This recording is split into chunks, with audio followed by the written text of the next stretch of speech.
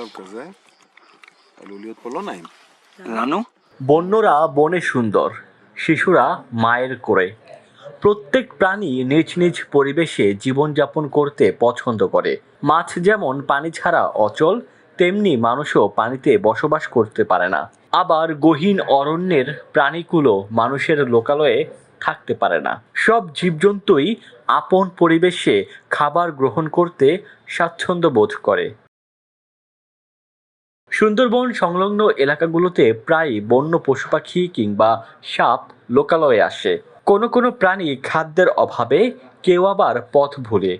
এতে ঝুঁকিতে থাকে মানুষের বাড়ির হাঁস মুরগি কিংবা গবাদি পশু। কখনো কখনো বাঘও এসে হামলা চালায় মানুষের ওপর। আর এই ঝুঁকি নিয়েই দিন যাপন করেন সুন্দরবনের আশপাশের এলাকার মানুষ। তবে এবার বিরল প্রজাতির চিত্রা হরিণ দেখা গেল বাগেরহাটের শরণখোলা উপজেলার বকুলতলা গ্রামে। হরিণটি লোকালয়ে এসে বিপাকে পড়ে যায়। স্থানীয়রা দেখতে পেয়ে ধরে ফেলে। তবে জবাই কিংবা পাচার করার মতো কোনো অপরাধে জড়ায়নি কেউই। উল্টো ওয়াইল্ড টিমের সদস্যদের খবর দিয়ে সুন্দরবন পূর্ব বিভাগের শরণখোলা রেঞ্জ কর্মকর্তার কার্যালয়ে নিয়ে আসা হয়।